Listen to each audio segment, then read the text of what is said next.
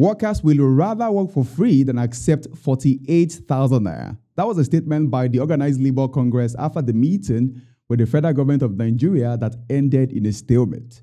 In this episode, we'll look at what wage is reasonable, what wage is feasible, and what wage is sustainable. Welcome to MarketSquare. My name is Oluwak Pelumi Awe, and as always, I'm happy to have you join me on the show. The Nigeria Labour Congress and Trade Union Congress last week dumped the minimum wage negotiation after the federal government of Nigeria offered to pay 48,000 naira, which is way below the 615,000 naira the organized labor is asking for as the new national minimum wage.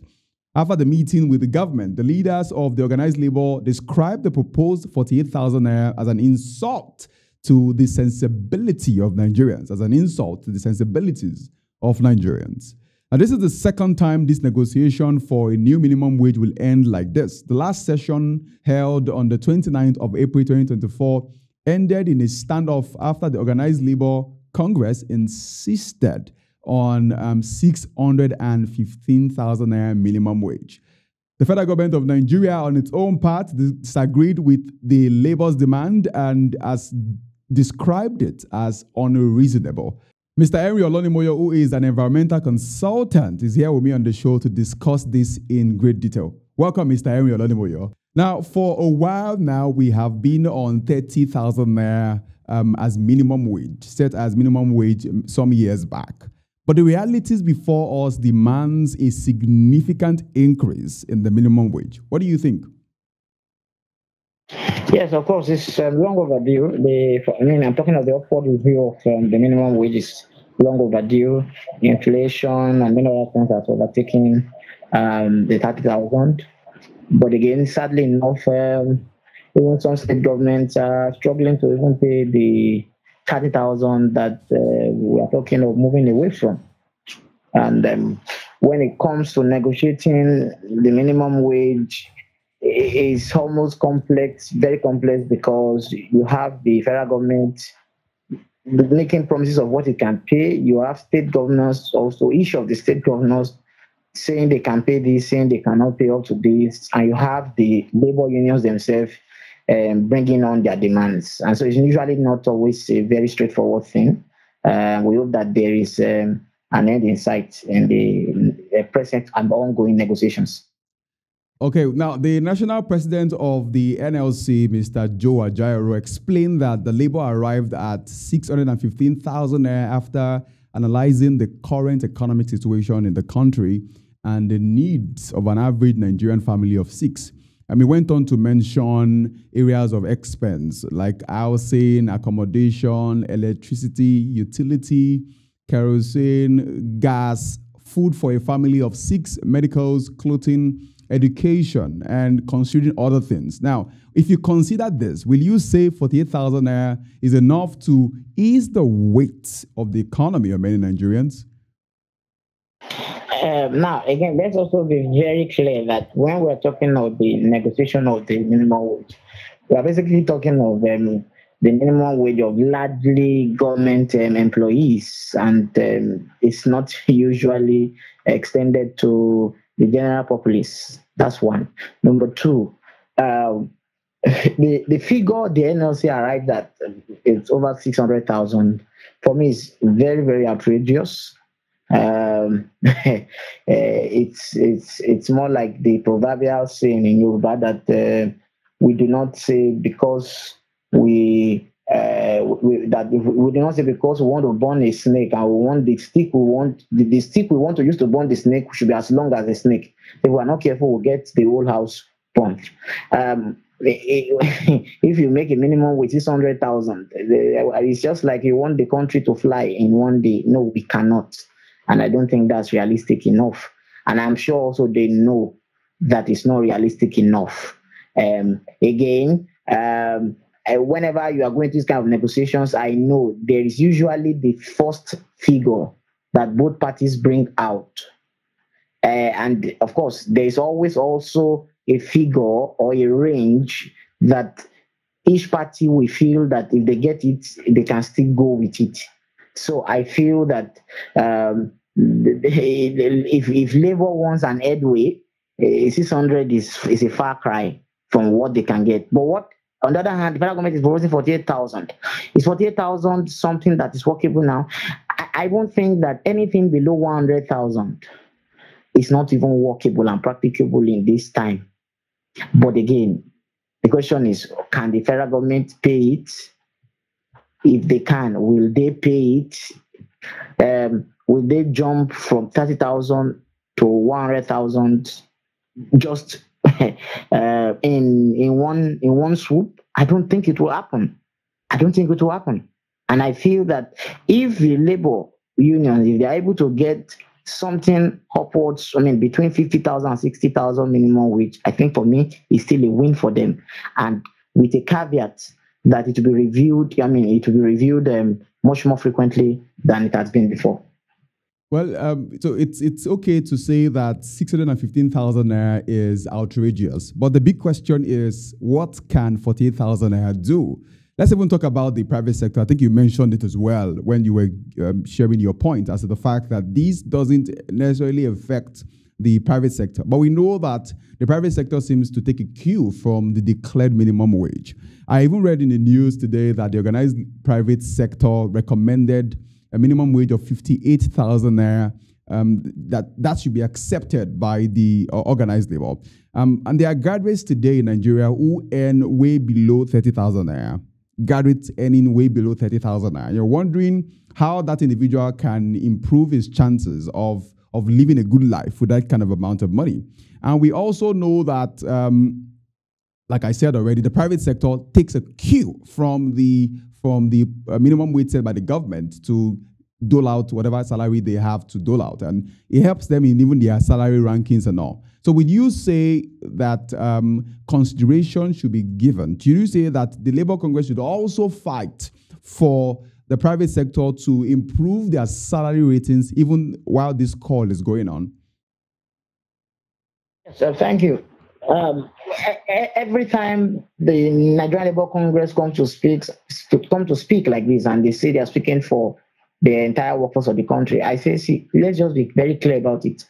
Nigerian Labour Congress is largely speaking for government employees, because even the minimum wage of 30,000, I'm sure you find out there are primary schools, secondary schools who are paying graduates less than that amount. If you are being very, very sincere, very, very sincere. So, and usually it appears that the people in the private sector are left on their own. Maybe the only part of the private sector is the much more formal and organized ones, maybe like banks, like some of the top companies. I'm talking of international companies, that are the ones who are a bit much more, who consider what is national minimum wage, who consider all these things. But you see, the bulk of the private sector that is not as organized as the banking sector and what have you, they don't flow with whatever you call your minimum wage. And it's not as if that as soon now, if for instance there's a stalemate, or there's an headway in negotiation of federal government, and maybe they get maybe 60,000, for instance, it's not as if all of them will just say, okay, government has said 60,000, all of you will jack it up. It doesn't work that way in the private sector. It's about value, what you bring to the table. So and that leads me to your statement or your question, and that saying what should be the minimum for a graduate. I still also don't think you can put a value for how much or what should be a minimum for a graduate. I think we need to look at ourselves, look at ourselves in the eye and ask ourselves, what kind of nation do we want? What's our idea about wealth creation in this country? And in various states. You can't give what you don't have.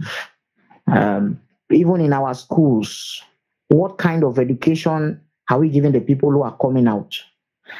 Are we actually empowering them with the education we are giving them, or we are already making them liabilities already as they are coming out of schools? Some of the courses you are studying, are they still relevant to the problems and challenges facing Nigeria as it stands today?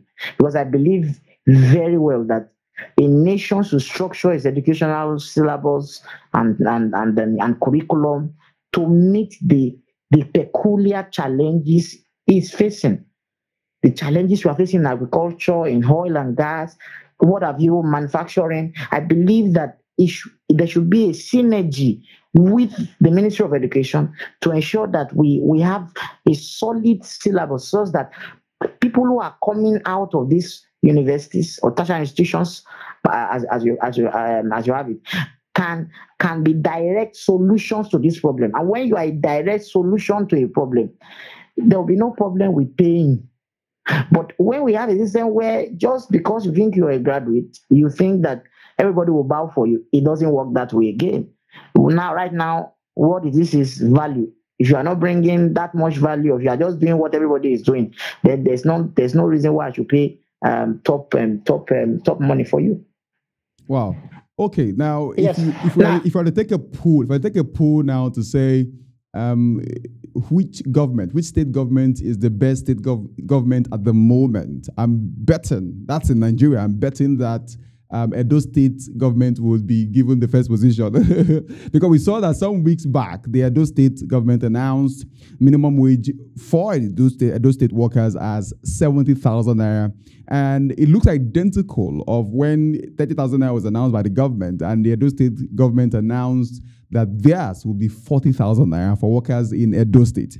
And in fact, I learned that the initial amount proposed by the organized labor was 1 million naira, which is even more outrageous than the one that we have on ground at the moment. And the government has disagreed with the labor's demand of that amount of money, saying we cannot pay you 615,000 naira. It's unreasonable. That was the word used by the government. It's unreasonable to pay that. What wage do you think, looking at everything in Nigeria today, what wage do you think is feasible for the government to pay sustainably and will be fair to the Nigerian workers? Yes.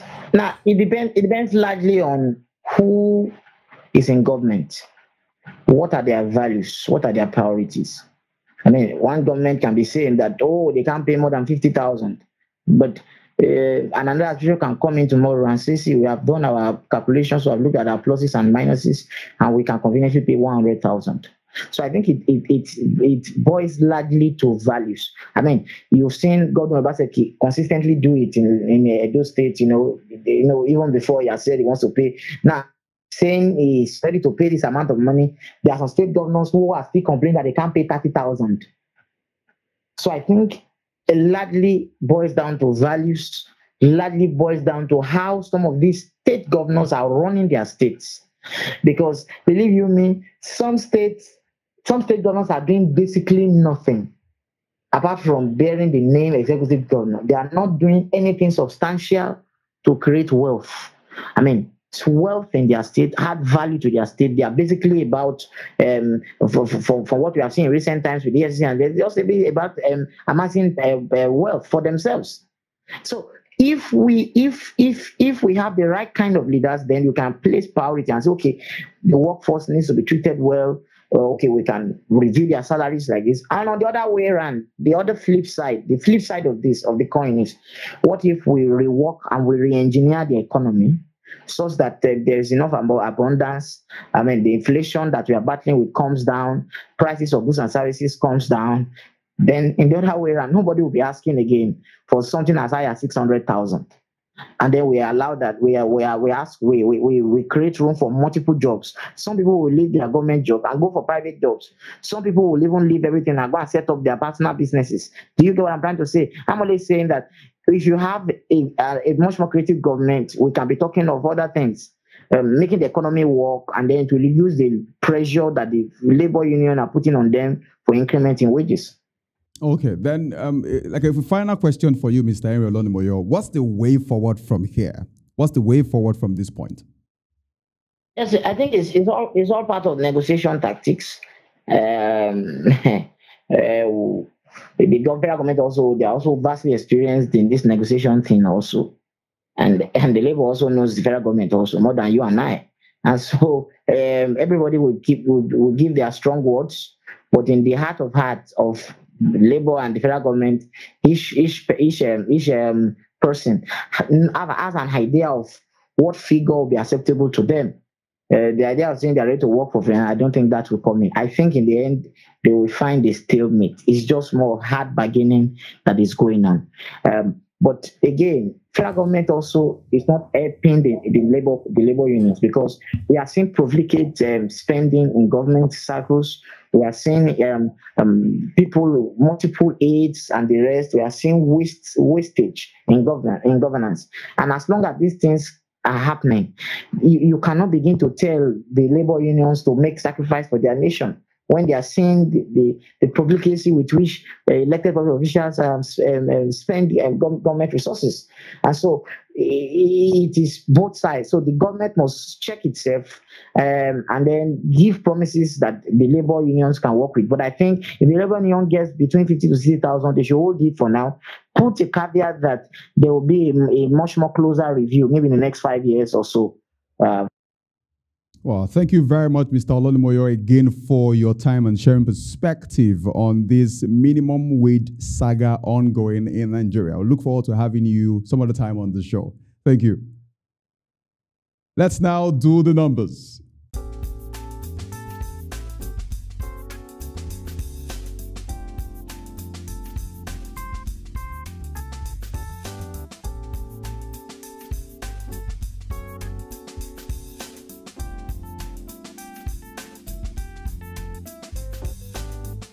The value of Naira is still on a downward trend, as there was a 1.96% depreciation on the Nigerian Autonomous Foreign Exchange Market, as $1 exchanged for 1,531.03 Naira per dollar from 1,501.02 Naira per dollar, while the Bureau de Change rate appreciated by 0.68% from 1,479 Naira per dollar to 1,469 Naira per dollar.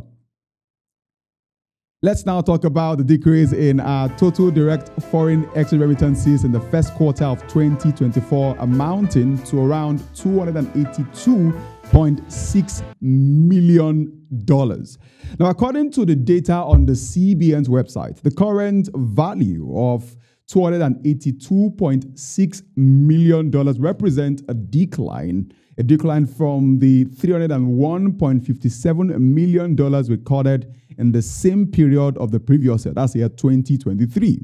Now, Nigeria's direct foreign exchange remittances refers to money transfers from a Nigerian to family members or other individuals in the country.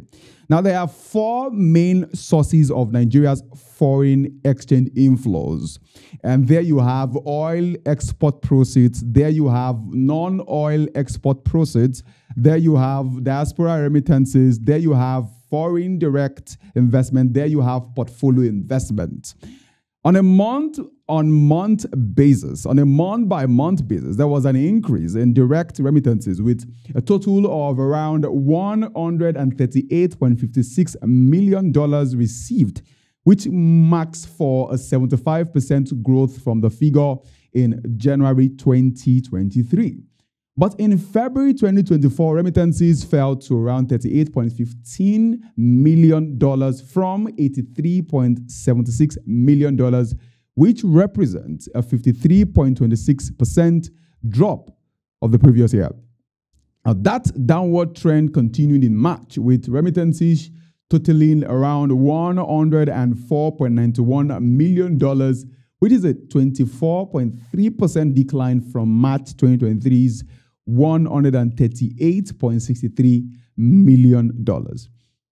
As per net foreign assets, which represent a nation's holdings of assets in foreign countries, with excluding the foreign held assets within its border, Nigeria's net foreign assets has risen by 364% to around 35.7 trillion naira in March 2024 from 7.40 trillion naira in February 2024. When you have a positive net foreign asset, it indicates that your country has more assets abroad than foreign held domestic assets, making it a net lender to the rest of the world. But when you have a negative net foreign asset, it means that your country is a net borrower and with more foreign held domestic assets than assets abroad. The net foreign asset is also reflective of a country's transactions within the rest of the world, with the rest of the world over time, particularly its current account, which includes trade balance, it includes net income, and also includes transfers. But for Nigeria, an increase in NFA, the net foreign assets, can bolster foreign exchange reserves, which will provide a cushion against external shocks and will enhance the CBN's ability to manage exchange rates. But on the other hand, net domestic assets refers to the total assets within a country's border minus liabilities. And pretty much it's a measure of domestic capital available after accounting for the depreciation of assets. Now, according to data from the Central Bank of Nigeria, the net domestic asset decreased from 88.14 trillion naira in February to 56.55 trillion naira in March, which represents a staggering 50% decrease within a single month. And that's huge. This decrease in domestic assets and credit may signal tighter financial conditions, and which will potentially impact borrowing costs and even most likely affect our economic growth as a nation.